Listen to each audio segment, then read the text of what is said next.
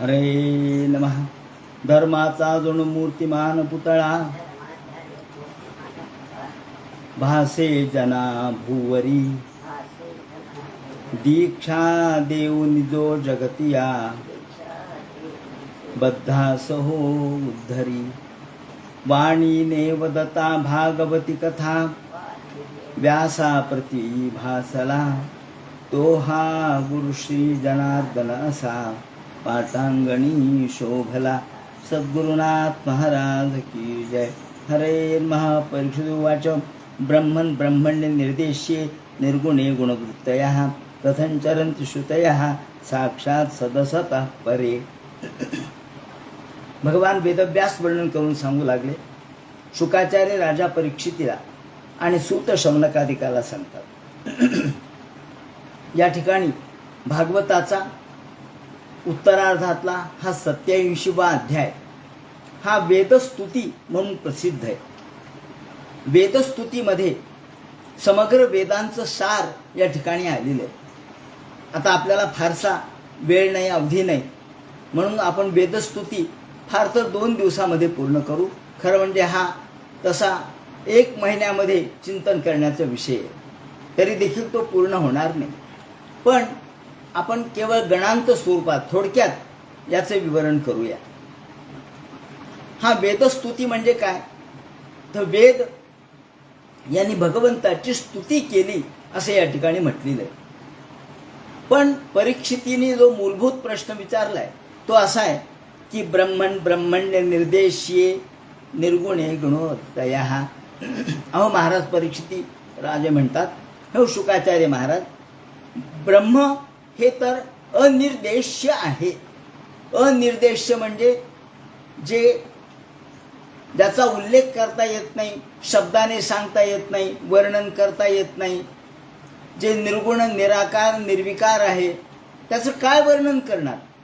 आणि तुम्ही म्हणता की वेदांनी स्तुती केली, ती कोणाची केली? ती ब्रह्माची जर केली असेल तर ब्रह्माचं वर्णन तरी करता येतं का? शब्दाने ब्रह्माचं वर्णन करता येत नाही, कारण शब्द तिथपर्यंत पोहोचत नाही. ब्रह्मापर्यंत शब्द पोहोचत नाही, कारण शब्द हे जड आहे. शब्द जड कशामुळे? तर शब्द इंद्रियाच्या द्वारे ऐकता येतात, पाहता येतात. समजा आपण पाटीवर शब्द लिहिला, समजा गणेश असं लिहिलं, तो वाचता आलं म्हणजे डोळ्यांनी दिसला शब्द, कानाने ऐकू आला आणि जिभेने म्हणता आला, म्हणजे तिन्ही ते ऐंद्रिय आहे. इंद्रियाच्या द्वारे तो व्यक्त होतो आणि जे इंद्रियाच्या द्वारे व्यक्त होतं त्याला मर्यादा आहे. मूळ मुद्दा असा आहे की जे निर्माण होतं, तुम्ही शब्द उच्चार केला म्हणजे ध्वनी निर्माण झाला, म्हणजे ध्वनी निर्माण झाला म्हणजे त्याला अंत आहे. जे निर्माण होतं ते नष्ट होतं. मग शब्द हा निर्माण होतो, शब्द नष्ट होतो, शब्द ऐकू येतो, शब्द दिसतो, शब्द उच्चारता येतो, म्हणजे शब्द सगुण आहे. जर शब्द सगुण आहे, तो जड आहे, तो त्याला जगदंतः पातित्व आहे, म्हणजे तो या जगाबरोबर निर्माण होतो, जगाबरोबर राहतो आणि जग संपलं की तोही संपून जातो. तर मग ब्रह्मापर्यंत हा शब्द कसा पोहोचला, हा मूळ मुद्दा आहे. ज्ञानेश्वर माऊलींनी अमृतानुभवामध्ये शब्दखंडन नावाचा प्रकार केलेला आहे. एक प्रकरणच लिहिलंय. आधी शब्दाचं महत्त्व सांगितलंय, पण नंतर शब्द कसे कमी पडतात, शब्द कसे निरर्थक आहेत ते सांगितले. कसे? उदाहरणार्थ आपण इंद्रधनुष्य शब्द वापरतो. पहा बरं, म्हणे आकाशामध्ये काय दिसू लागलं? इंद्रधनुष्य दिसू लागलं. का हो म्हणले इंद्रधनुष्य आहे, तर मग त्यातून बाण मारता येतो का? अहो, इंद्रधनुष्यातून कुठं बाण मारता येतो का? मग त्याला धनुष्य का म्हणायचं? अहो, त्याला धनुष्य म्हणतात, पण ते काही धनुष्य नाही, ते काही बाण मारण्याचं साधन नाही. म्हणून आकाशामध्ये गंधर्व नगर दिसतं. गंधर्व नगर म्हणजे ढगांचे आकार. त्या नगरामध्ये राहता येतं का? नगरात कुठं राहता येतं का? मग तुम्ही त्याला नगर का म्हटलात? अहो, म्हणण्याची पद्धत आहे. म्हणजे जे शब्दाने आपण व्यक्त करतो ते खरं असतं असं नाही. सूर्य उगवला, खरं आहे का हो? सूर्य मावळला, खरं आहे का? नाही. पण व्यवहारामध्ये खरं आहे, पण शास्त्रीय दृष्टीने खोटे. कारण उदयास्ताचे प्रमाणे न चलता सूर्याचे चालणे. माऊलींनी म्हटलंय की आपण सूर्य उगवला, सूर्य मावळला म्हणतो, पण प्रत्यक्षात सूर्य उगवतही नाही आणि सूर्य मावळतही नाही. रसतेचे यथा रवे, हे सूर्य उगवताना लाल दिसला, मावळताना लाल दिसला, दुपारी तो पांढरा दिसला. सूर्य कसा आहे हो? लाल आहे का? नाही. मग तो आम्हाला दिसला का? तुमच्या दृष्टीला तो भ्रम झाला.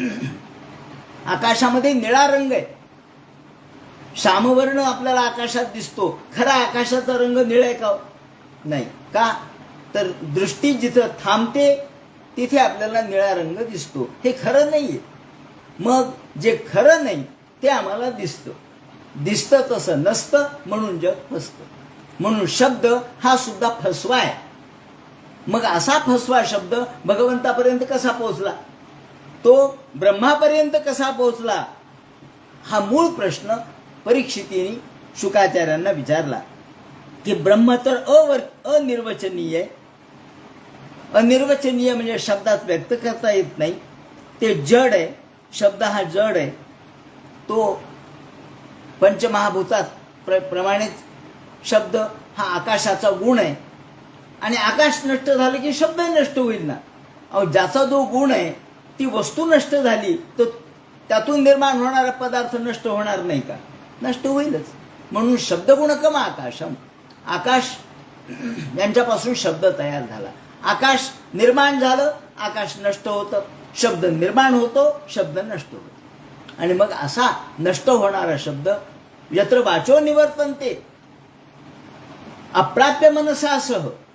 श्रुती म्हणते की जिथे वाणी पोहोचत नाही, जिथे मन पोहोचत नाही, असा भगवान आहे. आणि मग ब्रह्म याचं वर्णन शब्द कसे करू शकले? ब्रह्मण्य निर्देशे निर्गुणे गुणवृत्तयः कथंचरन्ति श्रुतयः साक्षात सदसतः परे. साक्षात सदसतः परे. सद आणि असत याच्या पलीकडे भगवान. भगवंतापर्यंत श्रुती कशा पोहोचल्या? श्रुतींना भगवान कळाला कसा? हा मूळ प्रश्न या ठिकाणी शुकाचार्यांना विचारलाय परीक्षितीने. आणि हा फार मार्मिक प्रश्न आहे, कारण या प्रश्नामध्ये तत्वज्ञान आपल्याला प्रगट झालेलं दिसतं. कोणतं तत्वज्ञान आहे? यामध्ये जड आणि चेतन काय, सत आणि असत काय, खरं आणि खोटं काय, माईक. खरं आणि खोटं हे माईक आहे. चांगलं आणि वाईट, जिथे द्वंद्व आहे तिथे माया आहे, हे लक्षात ठेवायचं. जिथे द्वंद्व आहे तिथे माया आहे. जिथे तीन गोष्टी आहेत तिथे माया आहे. जिथे त्रिपुटी आहे, पाहणारा, त्याचप्रमाणे विषय, पाहणे हा विषय, द्रष्टा, दृश्य आणि ज्ञान, या तिन्ही गोष्टी, ह्या तीन गोष्टीमध्ये मर्यादित आहे. काल, आज आणि उद्या, त्रिकाल. काल, आज आणि उद्या, भूतकाळ, भविष्यकाळ, वर्तमान काळ. त्याचप्रमाणे चांगलं, वाईट आणि मध्यम, वर खाली आणि मध्ये, आत बाहेर आणि मध्ये, हे सगळे जे तीन गोष्टी आहेत, कालत्रयातीता, अवस्था, स्वप्न, सुषुप्ती आणि जागृती. भगवान याच्या पलीकडे तुर्या अवस्थेमध्ये. भगवान या तीनच्या पलीकडे. आणि मग जर तो त्रिविधाच्या पलीकडे असेल, त्रिपुटीच्या पलीकडे असेल, तो विश्वाच्या पलीकडे असेल, तर विश्वामध्ये निर्माण होणारे शब्द त्याला कसे जाणू शकतात? हा मूळ प्रश्न यांनी विचारलेला आहे. आणि मग ते म्हणतात की त्याला विवरण करताना टीकाकारांनी, श्रीधराचार्यांनी त्याला शब्दाच्या तीन शक्ती मानलेल्या आहेत. ह्या काव्यशास्त्रानुसार आपल्याला लक्षात घ्यायच्या. काव्यशास्त्रामध्ये शब्दाच्या तीन शक्ती सांगितल्यात. कोणत्या? एक अभिधा, लक्षणा आणि व्यंजना. अभिधा, लक्षणा आणि व्यंजना. अभिधा म्हणजे काय? अभिधा म्हणजे शब्दाची जी शाब्दिक शक्ती आहे, शब्द प्रधान, केवळ वरवरचा अर्थ प्रगट करणारी, याला अभिधा म्हणतात. व्यावहारिक अर्थ प्रगट करणारी शक्ती. म्हणजे उदाहरणार्थ मी म्हटलं की अरे घोडा आणि घोडा आण म्हटल्यानंतर याचा अर्थ घोडा आण असाच होतो. घोडा आण, घोडा आण. चहा पाहिजे, चहाचा अर्थ चहाच होतो. हा काय झाला? ही अभिधा झाली. अभिधा. लक्षणा काय झाली? लक्षणेमध्ये काय असतं? मूळ जो शब्दाचा वाच्यार्थ आहे त्याचा बाध करावा लागतो, तो बाजूला ठेवावा लागतो आणि दुसरा अर्थ घ्यावा लागतो, याला लक्षणा म्हणतात. लक्षणेमध्ये उदाहरणार्थ आपण म्हटलो, काय रे तू तर निव्वळ दगड आहेस. आता दगड आहे म्हणजे काय? दगडासारखा तो कडक आहे का? कणखर आहे का? निर्जीव आहे का? मग दगड म्हणजे काय? दगड म्हणजे मूर्ख. दगड शब्दाचा अर्थ ज्याला काही कळत नाही. पण दगड शब्दाचा अर्थ असा नाही की तू असंवेदनाशील आहेस, तू मूर्ख आहेस, हा अर्थ होतो. पण संवेदनशीलता किंवा निर्जीवता हा अर्थ व्यक्त होत नाही. का? तिथे मूळ या ठिकाणी जो वाच्यार्थ आहे तो बाजूला ठेवायचा असतो आणि लक्षार्थ तेवढा घ्यायचा असतो. मग तो संदर्भाने घ्यावा लागतो. संदर्भाने घ्यावा लागतो लक्षार्थ. कसा? उदाहरणार्थ एक जण गृहस्थ होते, राजे होते आणि ते राजे संस्कृतमध्ये बोलत असत. मग त्यांनी जेवताना म्हटले, जेवायला गेले होते राजे आणि जेवताना म्हणले की लवणम आनय. तर लवण म्हणजे मीठ. सैंधवम आनय. सैंधव म्हणजे मीठ. मग सैंधवम आनय म्हटल्याबरोबर त्याला मीठ वाढलं, कमी पडलं होतं, मीठ वाढलं. नंतर राजा निघाला होता शिकारीला. मग राजा म्हणला सैंधवम आनय. सैंधवम आनय म्हणल्याबरोबर तो मगाचा जो शिपाई होता तो म्हणला, अरे राजाला मीठ पाहिजे काय की? त्याने मिठाचे पोते जाणून ठेवले. राजा चिडला, हे काय म्हणले? म्हणजे काय तुम्हीच म्हणला सैंधव? अरे सैंधव म्हणजे मीठ जेवताना, पण शिकारीला जाताना सैंधव म्हणजे घोडा. सैंधव शब्दाचा अर्थ घोडा होतो. संदर्भाने आपल्याला अर्थ घ्यावा लागतो. तो कुणी सांगितला व अर्थ? हा अर्थ कुणी सांगितला? संदर्भाने सांगितला.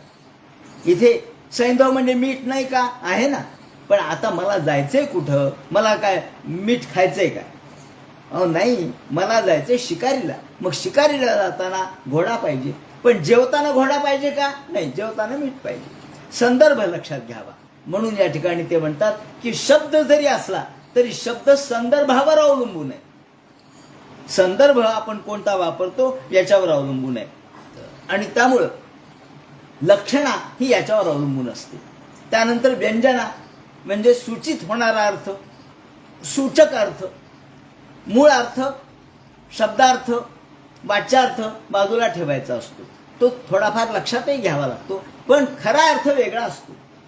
आता उदाहरणार्थ आपण एक कविता आहे, कोणती कविता आहे, या कवितेमध्ये जो अर्थ आहे, भारा तांबे यांचं गीत आहे समजा, मधुघटची रिकामे पडती घरी.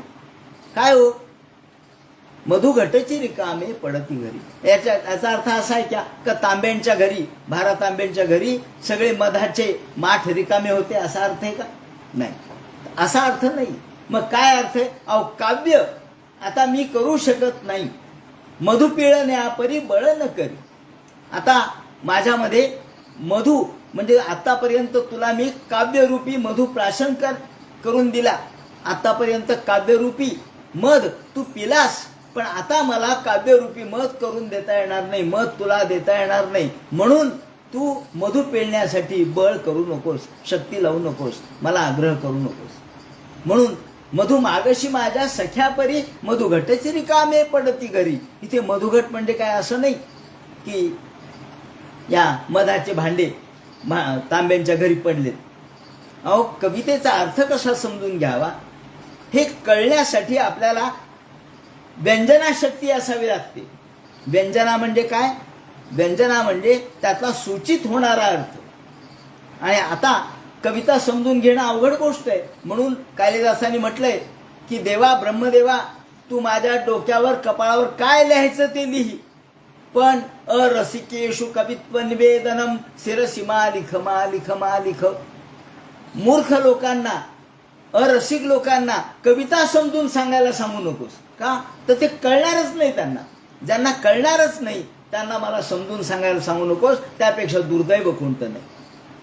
आता या ठिकाणी गायी पाण्यावर काय म्हणून या आल्या, एक नवीन जुनी कविता आहे, पण एका मुलाला शिक्षक शिकवत होते, खरी घडलेली घटना. शिक्षक शिकवायले, काय म्हणले कविता आहे म्हणले, गायी पाण्यावर काय म्हणून या आल्या, काय गंगा यमुनाही त्या मिळाल्या. काय म्हणले, म्हणले काही नाही, गायी पाण्यावर कशामुळे आल्या असं विचारलंय म्हणजे त्यांनी. गायी पाण्यावर कशामुळे आल्या म्हणजे काय, अहो गायी पाण्यावर कशामुळे आल्या याचा अर्थ असा होतो की तुला रडू का आलं. गायी पाण्यावर येणं म्हणजे रडू येणं हा अर्थ आहे. त्यांची मुलगी, छोटी मुलगी शाळेमध्ये गेली आणि तिला रडू आलं, तिच्या डोळ्यातून अश्रू येऊ लागले, तेव्हा तिचे वडील तिला म्हणतात गायी पाण्यावर काय म्हणून आल्या, का ग गंगा यमुना ही या मिळाल्या. गंगा यमुना म्हणजे डोळ्यातलं पाणी, दोन डोळ्यातलं पाणी. आणि माझ्या त्या चित्त चोरटीला कोण बोललं असा प्रश्न वडिलांनी विचारलाय. आणि पुढे ते म्हणतात की या उष्ण वारे वाहती नासिकात, गुलाबाला सुकविती काश्मीरात.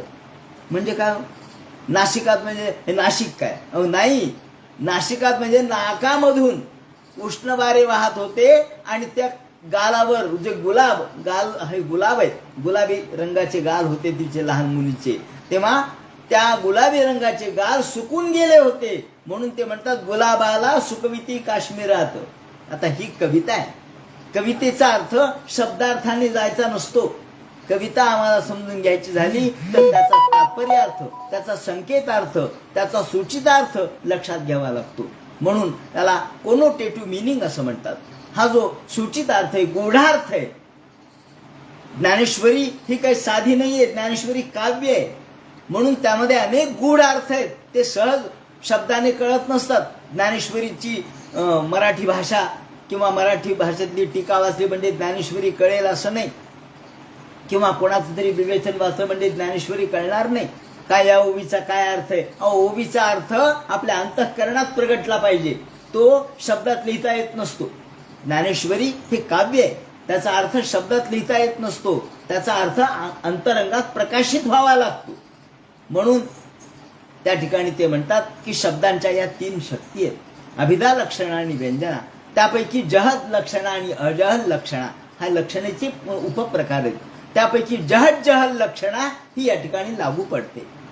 आणि म्हणून आपल्याला या ठिकाणी संकेताने हा अर्थ कळला पाहिजे. आपण ढगावरून सूर्य जाणला पाहिजे. मग या ठिकाणी ते म्हणतात की सूर्य आहे हे कशावरून, आणि ज्या अर्थी ढग निर्माण झाले त्या अर्थी सूर्य आहे. हा झाला आपण अर्थ काढतो, म्हणजे या ठिकाणी तर्क करतो. आणि म्हणून ते म्हणतात, परीक्षितेला शुकाचार्य म्हणतात की शब्द हे प्रत्यक्ष पोहोचले नाही. मग शब्दाने काय केलं, फक्त खूण सांगितली. शब्द प्रत्यक्ष जाऊ शकत नाहीत, शब्द तिथपर्यंत पोहोचत नाहीत. म्हणून माऊलींनी फार बारीक शब्द वापरलाय आणि नेमका वापरलाय. श्रुती माऊलीये सांगतली खूण, श्रुतीने खूण सांगितली. श्रुती भगवंतापर्यंत पोहोचल्या नाहीत, फक्त त्यांनी खूण केली आहे. इकडे बोट दाखवलंय, बोट. ज्याप्रमाणे गुरु हे शिष्याला फक्त मार्गदर्शन करतात, ते काही तिथपर्यंत नेच नाहीत. घोड्याला पाण्यापर्यंत आपण नेऊ शकतो, पण पाणी घोड्यालाच प्यायचं असतं. तसं गुरु शिष्याला तिथपर्यंत नेतो, पण शिष्याने स्वतः अनुभव घेतल्याशिवाय त्याला कळत नाही. म्हणून ते म्हणतात की शब्द तिथपर्यंत पोहोचू शकत नाहीत, हे खरं आहे, पण शब्दाने खूण केलेली आहे. ही सूचित अर्थाची खूण शब्दाने केलेली आहे. आणि त्यामुळं शब्द हा आपल्याला तिथपर्यंत जरी पोहोचत नसला तरी काही प्रमाणात आपण शब्दाच्या द्वारे तिथपर्यंत जाऊ शकतो. शब्द हा काही कारणापुरता, काही कामापुरता, काही मर्यादित अर्थाने का होईना आम्हाला उपयोगी पडतो. जसं एखादा माणूस पाण्यामध्ये पडला तर त्याला बुडत्याला काडीचा आधार आपण म्हणतो, तसा ह्या बुडत्या माणसाला काडीचा आधार म्हणजे शब्द. शब्द प्रत्यक्ष पोहोचू शकत नाही, पण शेवटी हातपाय तर आपल्याला मारावं लागतील ना.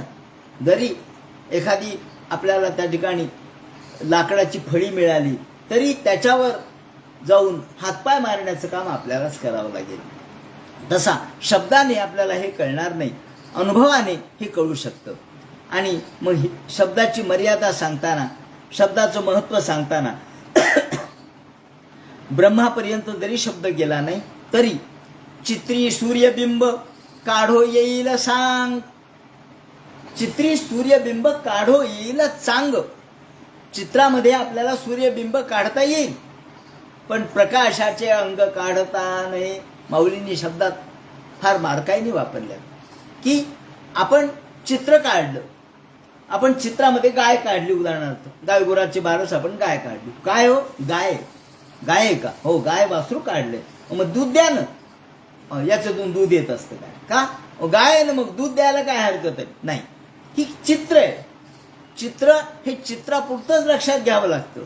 चित्रामधून आपण गायीने दूध देण्याची अपेक्षा करू शकत नाही. तसं सूर्यबिंबाचं चित्र काढलं पण त्यातून प्रकाश नाही काढू शकत आपण. मग याला आपण सूर्य का म्हणतो, याला आपण गाय का म्हणतो, याला आपण गाढव का म्हणतो? अहो, चित्रात काढलंय म्हणून. हे कल्पनेच आहे, खरं नाहीये. चित्र हे जसं खरं नाहीये पण खऱ्यासारखं आहे, तसं शब्द हा भगवंतापर्यंत जाऊ शकत नाही, पण आपल्याला तिथपर्यंत नेऊ शकतो. त्याचा अनुभव देऊ शकत नाही, पण अंदाज देऊ शकतो. देव कसा आहे तर मग शब्दाने आपण वर्णन करतो. गगन सदृशम. गगन सदृशम म्हणजे काय? अहो, व्यापकत्व. भगवान हा व्यापक आहे. तो गगन सदृश म्हणजे काय? शांताकारम भुजगशयनम पद्मनाभम सुरेशम असं म्हणून आपण त्याचं वर्णन करतो. आणि गगन सदृशम मेघवर्णम शुभांगम. व्यापकत्व सांगण्यासाठी गगन सदृश शब्द आला. आकाश जसं सर्वत्र व्यापक आहे, पण त्यालाही मर्यादा आहे, कारण आकाश नष्ट होतं, देव नष्ट होतो का? हो, नाही होत. मग तुम्ही गगन सदृशम कसं म्हणलात? अहो, मर्यादित अर्थाने. तुम्हाला फक्त काही गोष्टी कळाव्यात म्हणून. जसं शाखाचंद्र न्याय सांगतात. शाखाचंद्र न्याय म्हणजे काय? समजा एखाद्याला एक बारीक चंद्राची कोर दाखवायची, एक द्वितीयेचा चंद्र बारीक आहे, कुठे हो, मला काय दिसत नाही आभाळात, कुठे आकाशात, कुठे कुठे कुठे? अहो, तो काय पूर्वेला? हो, आहे आहे आहे. पश्चिमेला दिसला का? प्रतिपदेचा चंद्र, हो, हा दिसला दिसला पश्चिमेला. मग पश्चिमेला दिसला पण चंद्र दिसे ना. मग ती झाड दिसलं का? हो, झाड दिसलं. फांदी दिसली का? लिंबाची झाडाची, हो, फांदी दिसली. फांदीच्या मधून पहा, हा, दिसली दिसली कोर. फांदीचा उपयोग कुठपर्यंत झाला? हो, फांदीचा उपयोग, झाडाचा उपयोग कुठपर्यंत झाला? चंद्र दाखवण्यापुरता झाला. चंद्र एकदा बघितला की मग फांदीचा, झाडाचा काही उपयोग आहे का? नाही नाही नाही नाही. झाड बघा ना. अहो, झाड काय बघता? झाड का दाखवलं? मग झाड चंद्र दिसावा म्हणून दाखवलं. चंद्र दिसणे हा उद्देश आहे. झाड हे फक्त साधन आहे. शब्द फक्त साधन आहे, साध्य नाहीये. शब्दाने भगवंत साध्य होऊ शकत नाही. शब्द भगवंतापर्यंत जाऊ शकत नाही. मग काय जातं? साधन. फक्त त्याच्यापर्यंत जाण्याचं साधन आहे. देह सुद्धा साधन आहे. देह साध्य नाहीये. पैसा साधन आहे, देह साधन आहे, शब्द साधन आहे, पण साध्य ईश्वर आहे. आणि म्हणून ते म्हणतात, चित्री सूर्यबिंब काढता येईल चांग, प्रकाशाचे अंग काढता नये. आणि म्हणून मग शब्द कसा आहे ते म्हणतात, माऊलींनीच वापरला एक शब्द. अहो, एखाद्याला शून्य दाखवायचे. शून्य जे दावावे जाहले, ते बिंदुले एक पाहिजे केले. पण शून्य म्हणजे काय? लहान मुलाला आपल्याला शून्य संकल्पना समजून सांगायची. शून्य, शून्य म्हणजे काही नाही, नथिंगनेस. शून्य म्हणजे शून्य काय? शून्य काय? मग आपण म्हणतो हे टिंब आहे ना, हे शून्य आहे. अच्छा अच्छा, याला शून्य म्हणायचं का? मग ते गोल करून आपण दाखव. हे काय दाखवलं आपण? शून्य. म्हणून त्याला गोल केलं, त्याला शून्य. पण जे आपल्याला शून्य म्हणून दाखवायचे त्यासाठी गोल तर करावंच लागलं ना. शून्य म्हणजे काही नाही, मग तो गोल का केलं? काहीतरी केलं ना तुम्ही. शून्य म्हणजे काही नाही, मग काही नाही म्हणून पुन्हा गोल का केलं? अहो, मग तुम्हाला दाखवायचंय ना. जे दाखवायचंय त्याच्यासाठी गुण पाहिजेत. जे दाखवायचंय त्यासाठी रूप पाहिजे, जे दाखवायचंय त्यासाठी आकार पाहिजे. आकार दाखवून निराकार पहा, गुण दाखवून निर्गुण पहा. निर्गुणाचे भेटी आलो सगुणासंगे. निर्गुण दाखवायचे पण सगुणाच्या द्वारे दाखवायचे, कारण त्याच्याशिवाय आपल्याला कळणार नाही. म्हणून ते म्हणतात की शून्य जे दावावे जाहले ते बिंदुले एक पाहिजे केले, तैसे अद्वैत सांगावे बोले ते द्वैत कीजे. शब्दाने अद्वैत सांगा पण बोलताना द्वैतच असतो. शेवटी दोनपणा असल्याशिवाय व्यक्त होता येत नाही. व्यक्त व्हायचा असेल नाही तर मग हाही गप्पा बसला आणि तोही गप्पा बसला. काय झालं म्हणले, झालं का बोलणं? हो झालं. काय बोललात तुम्ही? हाही गप्पा होता आणि तोही गप्पा होता. मग दोघंही गप्पा झाले तर बोलणं ही क्रिया होऊ शकत नाही. त्याप्रमाणे म्हणजे बोलणं म्हणजे ऐकणं आणि बोलणं ह्या क्रिया द्वैत त्याच्याशिवाय होऊ शकत नाही. अद्वैतामध्ये ह्या क्रिया होत नसतात. म्हणून द्वैत हे पंचदशीकारांनी म्हटले त्याप्रमाणे द्वैत हे व्यवहारामध्ये द्वैत आहे पण परिणाम त्याचा अद्वैत आहे. याप्रमाणे आपण एखाद्याला म्हणतो, सहज म्हणतो, का हो तुमचं पथ्य काय काय सांगा बरं का, आता दिवाळीचा काळ आहे, तुमचं काय पथ्य आहे? पथ्य काय म्हणल्यावर तो काय सांगतो माहिती का, मला साखर खायची नाही, मला तेलकट खायचं नाही, मला आंबट खायचं नाही, मला तिखट खायचं नाही. खायचं नाही हे पथ्य आहे का? हे अपथ्य आहे. पण तो काय सांगतो, तुम्हाला पथ्य काय म्हटल्यावर तो म्हणतो मला आंबट चालत नाही, तिखट चालत नाही, गोड चालत नाही, तेलाचं चालत नाही, तुपा. हे अपथ्य सांगायला तुम्हाला विचारलं पथ्य काय, तुम्ही काय सांगितलं अपथ्य. का तर शब्दाची गंमतच अशी आहे, तुम्ही जे विचारलं त्याच्या उलट तिथे प्रतिक्रिया होत असते. ज्याप्रमाणे अतिंद्रिय परिभोगविन इंद्रिया करवी. एखादा मनुष्य होता आणि त्याला त्याच्या घरमालकाने सांगितलं सगळं घर मला उद्याच्या उद्या खाली करून पाहिजे, मला दुसऱ्याला भाड्याने द्यायचे, त्याला उद्याच्या उद्या घर रिकामं करा. तो म्हटला ठीक आहे. त्याने सगळे घरातले भांडे कुंडे कपाट सामान सगळं रिकामं केलं, सगळं घराच्या बाहेर टाकलं. मग घरमालक आला, झालं का रिकामं? हो म्हणलं. सगळं रिकामं केलं का? हो म्हणलं. आता घरात काही नाही असं घरात उभा राहूनच बोलतो. काय म्हणलं तो, घरात काही नाही आता. आणि तू नाहीस काय घरात? मी आहे ना. मग तू नाही कसं म्हणतोस? तेव्हा शब्दाला मर्यादा आहे. शब्द हा अमर्याद असू शकत नाही. शब्द हा निशंक करू शकत नाही. शब्दामध्ये संशय आहे, शब्दामध्ये जडत्व आहे, शब्द मर्यादित आहे आणि शब्दाने परिपूर्ण अर्थ व्यक्त होऊ शकत नाही. म्हणून शब्द तिथे पोचू शकत नाहीत, हे खरं आहे. मग गुण म्हणजे काय? गुण म्हणजे बंधन. संस्कृतमध्ये गुण शब्द दोरीसाठी वापरलेला आहे. दोरी म्हणजे गुण, गुण म्हणजे दोरी. म्हणजे भगवान बांधला जात नाही हा अर्थ आहे. भगवान ईश्वर ब्रह्म हे बांधण्याच्या पलीकडचं आहे. बांधणे कशाने? मायेने. अर्थ असा आहे की मायेने आपण बद्ध आहोत, मायेने आपण बांधलो गेलो आहोत, पण भगवान मायेने बांधला जात नाही. म्हणून तो निर्गुण आहे. निर्गुण म्हणजे तो गुणरहित आहे हा एक अर्थ आहे आणि त्याला बांधलं नाही हा दुसरा अर्थ आहे. तो स्वतंत्र आहे, तो बांधलेला गेलेला नाही. जीव हा बंधनात आहे आणि शिव हा मुक्त आहे. म्हणून भगवान हा निर्गुण, निराकार, निर्विकार अशा प्रकारचा आहे. आणि म्हणून आपल्याला भगवंताच्या या स्वरूपाचं ज्ञान शब्दाने होऊ शकत नाही. मग शब्द फक्त तिथपर्यंत पोहोचतो, शब्द फक्त आपल्याला तिथपर्यंत नेण्याचं कार्य करतो. आणि म्हणून जहत जहल लक्षणा या लक्षणेने आपल्याला भगवंतापर्यंत जाता येतं. ही जहत जहल लक्षणा काय हे एकदा सांगून पुढे जातो. हा थोडा अवघड भाग आहे, मला मान्य आहे, पण तरी आपल्याला वेदस्तुती समजून घ्यायची झाली तर याची प्रस्तावना आवश्यकच आहे. कारण जहत जहल लक्षणा म्हणजे काय? स्वयं देवदत्ता. हे एक उदाहरण संस्कृतमध्ये प्रसिद्ध आहे. स्वयं देवदत्ता. एक गृहस्थ होता, तो काशीचा पंडित होता.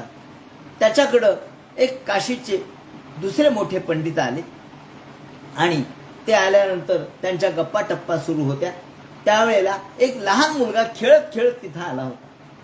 5-6 वर्षाचा मुलगा होता, लहान होता, नागडा उघडाच आला होता, नाकातून शेंबूड गळत होता डोळ्याला चिपडं होती, अंगाने बारीक होता, पोट मोठं होतं, खातपीत काहीच नव्हता आणि तो बैठकीत येऊन बसला. मग म्हणले कोण आहे? हा माझा मुलगा आहे. म्हणजे देवदत्त. हां असे का? म्हणजे बा. मग तो मनुष्य त्यांचा मित्र उठून निघून गेला, काशीचा पंडित. नंतर हा देवदत्त 5-6 वर्षानंतर तो 15-20 वर्षाचा झाला.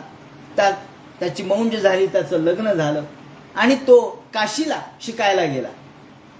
20-25 वर्षाचा झाला, काशीहून शिकून विद्वान झाला, षटशास्त्र पारंगत झाला आणि आल्यानंतर फार दिवसांनी 20-25 वर्षांनी हेच काशीचे पंडित पुन्हा याच्या घरी आले. आल्यानंतर या या या महाराज किती वर्षांनी आलात, काय नाही वगैरे. आणि तिथं हा बसला होता त्यांचा मुलगा. हे दोघेही बसले होते, पिता पुत्र. याने विचारलं हे कोण महाशय?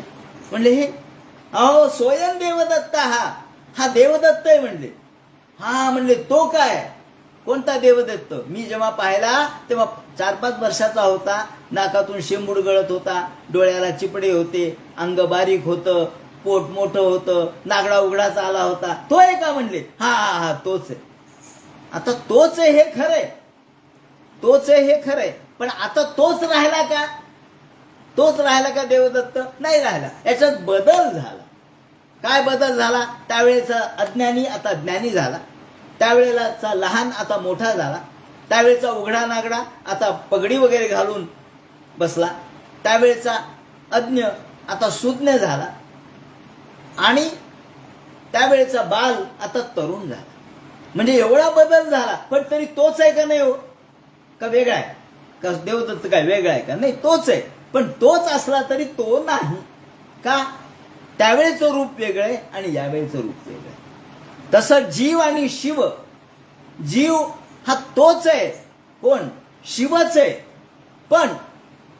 पण म्हणजे हो, जीव अज्ञानी आहे, जीव लहान आहे, जीवात सामर्थ्य नाही, पण चैतन्य तेच आहे का? नाही, चैतन्य तेच आहे. स्वयं देवदत्त.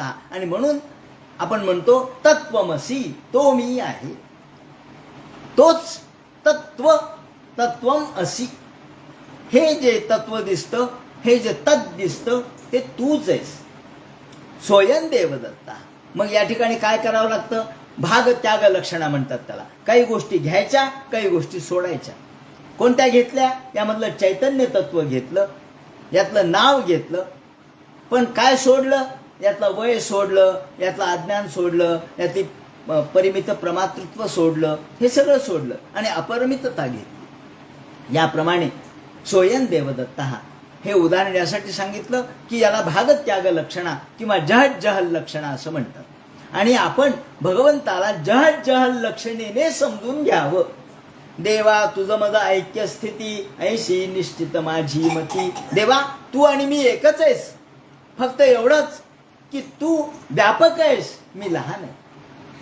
तू अलौकिक आहेस, मी लौकिक आहे. तू मुक्त आहेस, मी बंधनात आहे. म्हणजे मी आणि तू याच्यात काही भेद नाही.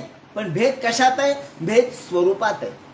भेद त्यांच्या अस्तित्वामध्ये नाहीये.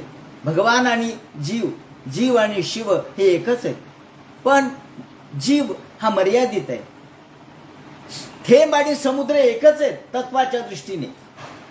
समुद्रामध्ये जे पाण्याचं तत्व आहे तेच एका थेंबात आहे. पण थेंबामध्ये नावा चालत नाहीत, समुद्रात नावा चालतात. थेंबामध्ये लाटा येत नाहीत, समुद्रात लाटा येतात. समुद्र विशाल आहे, थेंब बारीक आहे. समुद्र आटत नाही, थेंब 1 घंट्याने आटून जाईल, कोरडा होईल का? मर्यादित आहे. जीव लहान आहे, तसा जीवाचा जीव लहान आहे. म्हणून या ठिकाणी त्याला भागत्याग लक्षणेने आपण हे समजून घेतो. याप्रमाणे श्रुतिवचन ही शेवटी 5 प्रकारची त्यांनी सांगितली आहेत.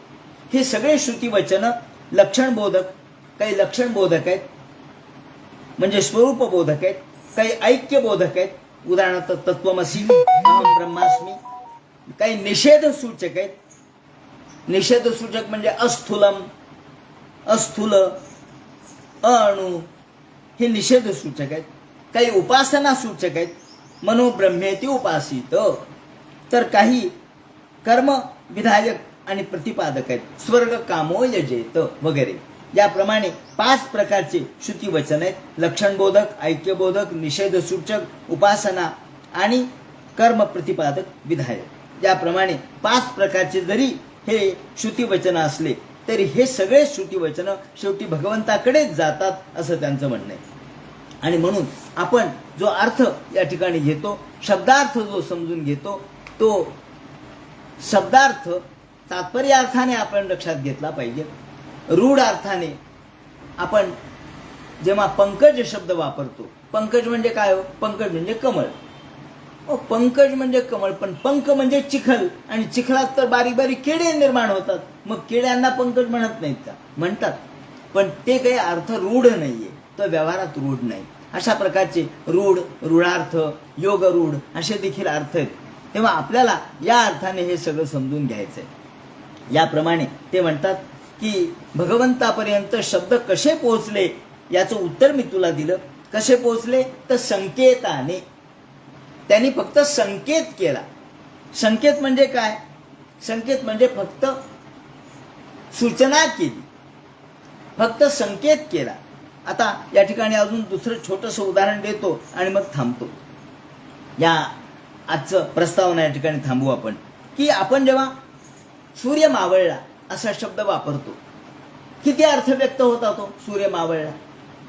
तसं सूर्य मावळला असं एखाद्याने म्हटल्याबरोबर अग्निहोत्र करणारा म्हणणार, अरे सूर्य मावळला, मला अग्निहोत्र करायचंय ना. सूर्याच्या अस्ताला मला अग्निहोत्र करायचं असतं, तो पटकन अग्निहोत्राकडे जाईल. सूर्य मावळला असं म्हटल्याबरोबर अग्निहोत्र करणारा अग्निहोत्राकडे जाईल, संध्या करणारा संध्या करायला लागेल. त्याप्रमाणे एखादा गुराखी म्हणणार, अरे सूर्य मावळ, माझे काही गुरं तिकडेच राहिले, आता आणले पाहिजे संध्याकाळच्या वेळेला, मला धारा काढायच्याच संध्याकाळी. म्हणजे गवळ्याला धारा काढण्याचा अर्थ लक्षात वाटेल, ऐकावंसं वाटेल किंवा समजून येईल. तसंच ब्राह्मणाला संध्या, एखाद्याला अग्निहोत्र, एखाद्यानी वेळ दिलेली असते संध्याकाळी भेटा म्हणून. तुमचं, अरे संध्याकाळ झाली काय, मला भेटायला सांगितलं संध्याकाळी, चाललो बरं मी. मग प्रत्येकाचे वेगळे अर्थ आहेत का नाही हो? का तर प्रत्येकाच्या भावनेनुसार ते अर्थ आहेत, प्रत्येकाच्या कार्याप्रमाणे ते अर्थ आहेत. तसे शब्दाचे अर्थ ते म्हणतात, शब्द हा आपण लिहितो. ज्या ठिकाणी संत ज्ञानेश्वर महाराजांनी त्याप्रमाणे म्हटलंय, तसंच संत जनीजनार्दनांनी म्हटलंय, अक्षर पुसले तरी अर्थ जैसा गेला नाही. तुम्ही अक्षर पुसलं, अक्षर लिहिलं, गणपती लिहिलं आणि पुसून टाकलं, अक्षर पुसलं, अर्थ पुसला का हो? नाही, अर्थ नाही पुसू शकत आपण. शब्द लिहिला, अक्षर लिहिलं, अक्षर पुसलं, पण अर्थ पुसला नाही, अर्थ कुठे गेला नाही. शब्दाची वालीप फेडीजे आणि अर्थाची या अंगा घडीजे, माऊलींनी म्हटलंय. वालीप म्हणजे वरचं कव्हर, वरचं टर्फल. शब्दाचा टर्फल बाजूला करा आणि अर्थ पहा. शब्दात अडकू नका. शब्द काय म्हटला, शब्दाचा रचना कशी आहे, शब्दाची मांडणी कशी आहे, शब्दात गुंतू नका हो, अर्थाकडे लक्ष द्या. शब्द म्हणून संत म्हणतात ना, वेडे वाकुडे गायीन परी तुझाच म्हणवीन. का बरं वेडे वाकुडे गायीन? अहो मी कसाही असू द्या, पण देवा यातला अर्थ असा आहे की मी तुझाच आहे, मी तुझी भक्ती करतो. मग ती भक्ती वेडी वाकडी का असे ना, पण भक्ती आहे. शब्द कसे उच्चारेल मी? वाल्या कोळीने राम मरा मरा मरा म्हटलं, पण त्याचं राम राम कशामुळे झालं? त्यातला अंतरंग चांगलं होतं, मन चांगलं होतं. म्हणून ते म्हणतात की शब्द अक्षराने आपण लिहिला, अक्षर पुसलं तरी अर्थ पुसला नाही. आणि अक्षरा माझारी अर्थ जैसा निर्धारी. अक्षरामध्ये अर्थ असतो, पण हा अर्थ कुठे आहे हो? सांगा बरं, अर्थ कुठे आहे?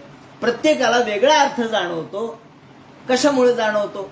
प्रत्येकाच्या मनाप्रमाणल्या भावनेनुसार. मला जो अर्थ वाटतो तो तुम्हाला वाटत नाही. तुमच्या मनात वेगळाच अर्थ व्यक्त होतो, माझ्या मनात वेगळाच अर्थ व्यक्त होतो, आणि अर्थ निर्माण होतो कुठे? अंतःकरणात. भगवंताचा साक्षात्कार सुद्धा अंतःकरणातच होत असतो. भगवंताचा साक्षात्कार बाह्य रूपाने होत नाही का? तो काही जड आहे का बाह्य रूपाने दिसायला?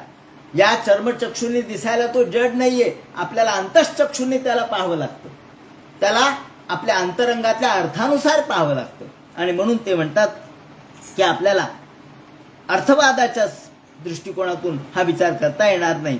आपण अर्थ, प्रत्येकाचा अर्थ भिन्न आहे, अर्थ प्रकाशित होतोय, अर्थ त्या शब्दात नसतो. जगता पितरौ वंदे पार्वती परमेश्वरौ.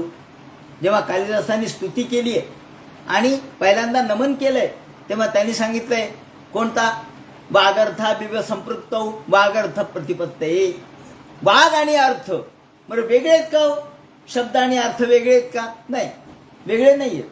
शब्द वेगळा आहे आणि अर्थ वेगळा नाहीये. शब्दाला अर्थ जोडूनच आहे, पण तरी सुद्धा प्रत्येकाचा अर्थ वेगळा आहे, प्रत्येकाच्या मनातला अर्थ वेगळा आहे. मी अर्थ म्हटल्याबरोबर कोणाला वाटेल अर्थ म्हणजे पैसा, कोणाला वाटेल अर्थ म्हणजे मिनिंग, कोणाला वाटेल अर्थ म्हणजे काही आपल्या मनातल्या गोष्टी, त्याला अर्थवाद म्हणतात. तेव्हा अर्थ शब्दाने सुद्धा अनेक अर्थ व्यक्त होतात. अहो, शब्दाने अनेक अर्थ व्यक्त होतात, तसे भगवंताचे अनेक अर्थ आहेत. म्हणून आपण तर सहस्रनामावली घेतो. म्हणून या ठिकाणी प्रत्येक शब्दाला आपल्याला अर्थ जोडता आला पाहिजे. जेव्हा एकदा उदाहरण असं सांगतात की ज्या वेळेला कालिदासाच्याकडे एक गृहस्थ आला, कालिदासाकडे आला आणि आल्यानंतर कालिदासाला म्हटलं, महाराज माझ्या मुलाची मुंज आहे आणि मला पैसे पाहिजे. कालिदास म्हणला, ठीक आहे म्हणलं, तुम्हाला पैसे मिळून देईल, पण तुम्हाला माझं गुरु व्हावं लागेल. म्हणलं, तुमचं गुरु? हो म्हणलं, पण काही बोलायचं नाही, काही बोलायचं नाही म्हणले, फक्त मी सांगितलं तेवढं म्हणायचं. कालिदासांनी त्याला उष्ट्र शब्द उच्चारायला लावला. उष्ट्र. आता हा मनुष्य इतका बेंधळा होता की त्याला उष्ट्र म्हणताच येईन, तो उषंटर असं म्हणला. बरं म्हणले, ठीक आहे. आणि गेला. राजाकडे गेल्याबरोबर भोजराजाकडे कालिदासांनी सांगितलं, महाराज आमचे गुरु महाराज आलेत. गुरु महाराज आलेत म्हणल्यावर भोजराजाला वाटलं, अरे कालिदासांचे गुरु म्हणजे किती मोठे असतील. त्याचा मान केला, सन्मान केला, त्याला बसवलं आणि म्हणले आशीर्वाद द्या. आता हा बघायला कालिदासाकडं. कालिदास म्हणले, मी जे सांगितलं ते बोल. उष्ट्र. तर त्याला उष्ट्र म्हणता येईल, उषंटर असा आशीर्वाद दिला. म्हणजे उषंटर म्हणजे हा काय आशीर्वाद आहे? अहो म्हणजे गुरु महाराज आहेत, ते काय असे तसे बोलणार आहेत का? त्याला वस्त्र प्रावरण अलंकार दिले, त्याचं सगळं बरोबर बोळवणी केली, तो गेला निघून. दुसऱ्या दिवशी कालिदासाला विचारलं, काय रे म्हणले तुमच्या गुरु महाराजांनी आशीर्वाद काय दिला? अहो म्हणले, आमचे गुरु महाराज फार ज्ञानी आहेत, त्याने उषंटर असं म्हटलं. अहो म्हणजे काय म्हणे? अहो उमया सहितो रुद्रहा शंकर पातु सर्वदा. अरे उमया सहितो रुद्रहा, उ म्हणजे उमा, उमया सहितो रुद्रहा शंकर पातु सर्वदा. शन म्हणजे शंकर आणि मग ट म्हणजे काय? अहो टणत्कार धनुष्ये स्वम, धनुष्याचा टणत्कार करीत. मग रक्षंतु विबुधा सदा, मोठ्या ज्ञानी लोकांचं रक्षण करा. असं का म्हणले? नमस्कार केला. अहो हे कालिदासाचं डोकं आहे. शब्दातले अर्थ कसे काढायचे हे ज्ञानी माणसाला कळतं.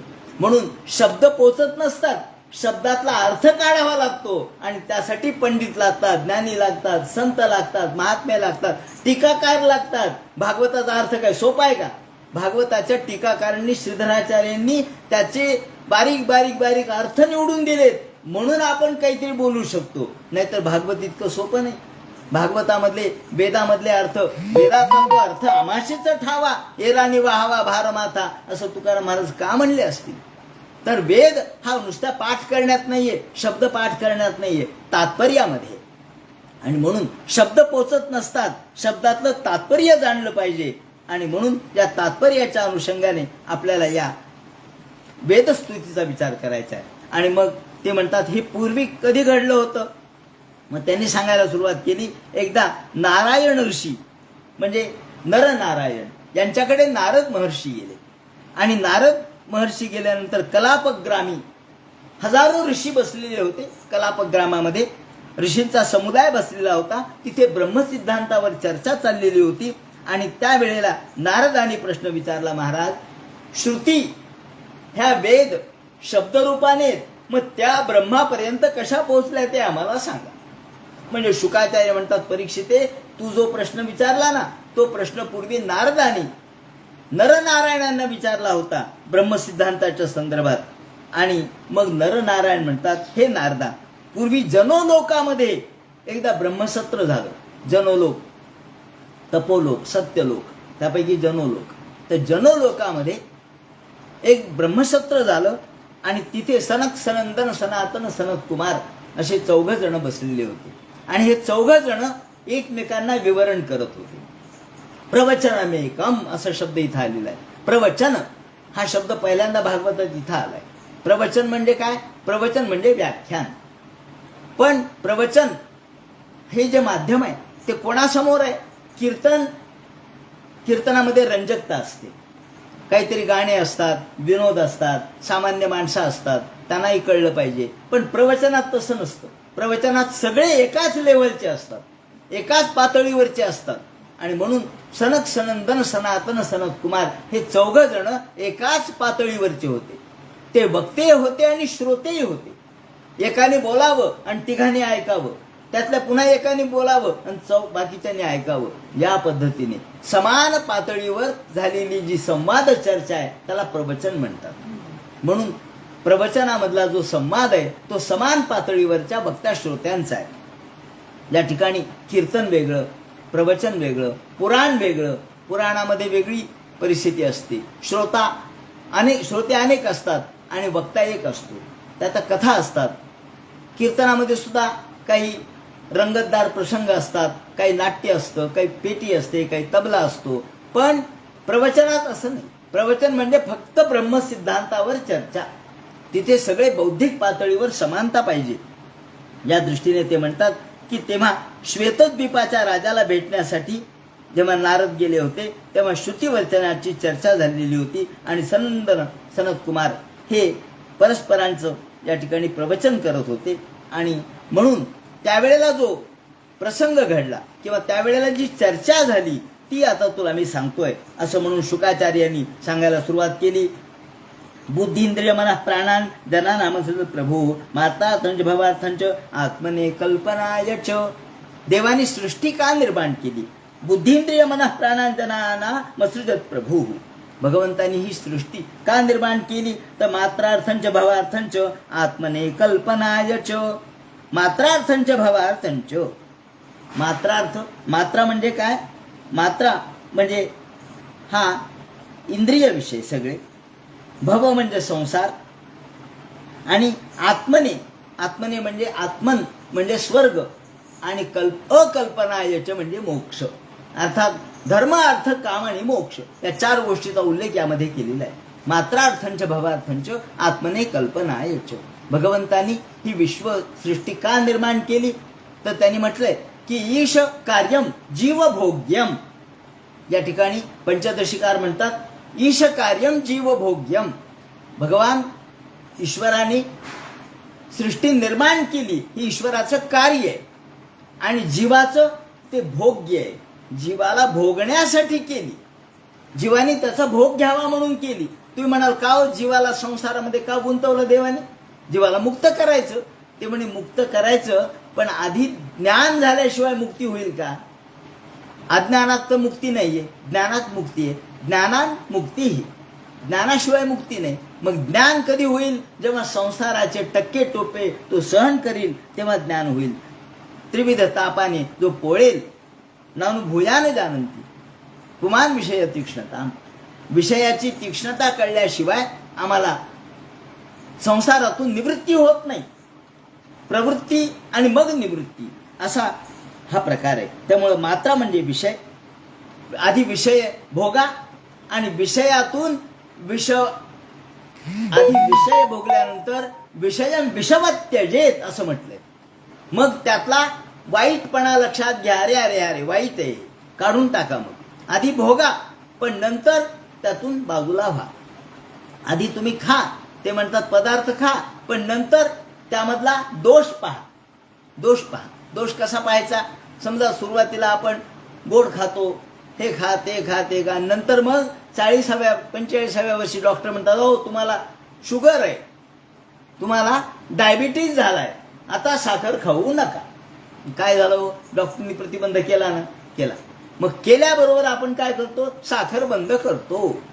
म्हणजे आधी खाल्ली, आधी त्यामध्ये प्रवृत्ती आहे आणि मग निवृत्ती आहे. नाही नाही मला साखर चालत नाही बरं का, का हो, नाही डायबेटीस. म्हणजे तात्पर्य काय झालं तर आधी प्रवृत्ती आणि मग निवृत्ती आहे. आधी आपण भोगलंय आणि आता त्यागलंय. आधी भोग घेतलेत आणि मग त्याग करावा. आधी भोग घ्यावेत, मात्र त्यामधला दोष पाहावेत की नाही हे जास्त खाणं योग्य नाही, थोडं खावं, कमी खावं, अल्प खावं, हे त्याचे दोष पाहावे लागतात. म्हणून प्रत्येक गोष्टीमध्ये दोष पाहण्याची सवय झाली म्हणजे आपोआप संसारातून निवृत्ती होते. संसारातील दोष, जसं पुढे येणार त्या 11व्या स्कंदामध्ये कथा, की अहो पैसा मिळवण्यामध्ये कष्ट आहेत, रक्षण करण्यामध्ये कष्ट आहेत आणि चोरांनी नेले तरी त्रास आहे, मग त्यापेक्षा पैसाच नको ना. ते म्हणतात की मग जमवायचा कशाला. आये व्यये, पैसा आणताना त्रास होतो, पैसा रक्षण करताना त्रास होतो, रक्षणे व्यये, रक्षण करताना त्रास होतो आणि खर्च करताना त्रास होतो, चोरांनी नेला तरी त्रास होतो, मग त्यापेक्षा पैसा अल्प असलेला बरा. हे झालं त्यातला दोष. याप्रमाणे मग आपल्या प्रत्येक इच्छेमधला दोष आहे, पैसामधला दोष आहे, कपड्यामधला दोष आहे. दोष पहा. दोष पहा म्हणजे माणसामधला दोष नाही, माणसातले गुण पाहायचे आणि संसारातला मात्र दोष पाहायचा आहे. याप्रमाणे या दोष पाहिले म्हणजे त्यातून परावृत्ती होते, निवृत्ती होते. निवृत्ती झाल्याशिवाय आपल्याला कळणार नाही. म्हणून ते म्हणतात मात्रार्थंच भावार्थंच आत्मने कल्पनायच. आणि देवानी ही सृष्टी यासाठी निर्माण केली की माणसांनी भोग घ्यावा आणि भोगातून मग त्यांनी त्यागाकडे जावं. ज्याप्रमाणे हा व्यक्ती मुक्त होण्यासाठी माया ही आड येते. माया ही बंधन आहे, पण त्या बंधनातून त्याला मुक्ती साधता येऊ शकते. भगवंताच्या या ज्ञानाचा आपल्याला आविष्कार करायचा झाला तर त्यासाठी काय करावं लागेल. अपि चक्रुः प्रवचनमेकं शुश्रूषुः परे. आणि मग प्रवचन करायला सुरुवात केली. सनंदन म्हणतात की भगवंतानी जीव हा ईश्वर स्वरूपात आहे, पण ईश्वर हा मुक्त आहे आणि जीव हा अज्ञानाने बद्ध आहे. म्हणून भगवान योगनिद्रेमध्ये असताना त्याने असं म्हटलंय की जेव्हा एखादा राजा जसा झोपलेला असतो आणि त्याला त्याचे सेवक उठवतात, तसे आपण नाही का सकाळच्या वेळेला भगवंताला उठवतो. आपण कल्पना करतो की देव झोपलेले आहेत आणि आता आपण सकाळी त्याला प्रबोधयन पाणितलेन मंदम प्रबोधार्थी किंच करिष्ये, त्याला प्रबोध म्हणजे उठवतो. देवा सकाळ झाली, उठा, आता कितीवर झोपायचे. त्यामध्ये वर्णन केले ना की भगवंता ही आता पहाट झाली, बोध पहाट झाली, बोधरूपी पहाट झाली. आणि मग भगवंताला जाग करण्यासाठी तदंते बोधयांचक्रुस्तल्लिंग श्रुतयः परम, आणि त्याला जाग करण्यासाठी श्रुतीनी हात जोडलेत. म्हणजे देव झोपलेले आणि देवाला जाग करण्यासाठी, जसं राजाला जाग करण्यासाठी लोक त्या ठिकाणी जमा होतात आणि राजाला मंत्रतंत्राने जाग करतात, त्याच्या स्तुतीने जाग करतात. राजाला कसं जागा करायचं तर राजाचं स्तुती गायची, राजाचं महत्व गायचंय, त्याची बिरुदावली गायची आणि मग राजा जागा होतो. त्याप्रमाणे देव झोपलेले यथाशयानम सम्राजम असं वर्णन केलं त्यांनी. जसा सम्राट राजा झोपलाय आणि वंदिन असतात पराक्रमैः, बाकीचे लोक त्याच्या पराक्रमाचं वंदन करतात, पूजन करतात, गुणवर्णन करतात. आणि त्याप्रमाणे श्रुती तिथे गेल्या आणि भगवंताची स्तुती करू लागल्या. भगवंत झोपलेले, त्याला जाग करण्यासाठी त्यांनी कल्पांताच्या वेळेला भगवान योग निद्रेमध्ये असताना, भगवंताला झोप नसते बरं का, झोपले हा फक्त योग निद्रा आहे. ही योग रूपाने ते निद्रा करतायत, ते जागेच आहेत, फक्त ही योग निद्रा. जागेपणाने झोपलेले आहेत, सावधपणाने झोपलेले आहेत. आणि मग भगवान झोपलेत म्हटलं तर ते आपण ते तमो गुणाने युक्त होतील, कारण झोप ही तमोगुणाचं वैशिष्ट्य आहे. भगवंताला झोप नाहीये, पण ते योग निद्रेत आहेत. आणि अशा वेळेला सगळ्या श्रुती तिथे गेल्यात आणि त्या भगवंताला जागा करतात.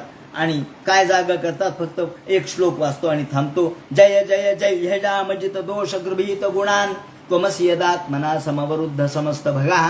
अग जगदोक सामखिल शक्त्यवबोधकते क्वचित जयात्मना चरोतोनुचरे निगमहा. गोपाल कृष्ण भगवान की जय. बाकीचं चिंतन आता उद्या आपण करू. आता आपण प्रत्यक्ष या वेदस्तुतीला सुरुवात केलेली आहे. हरे नमः पुंडलिक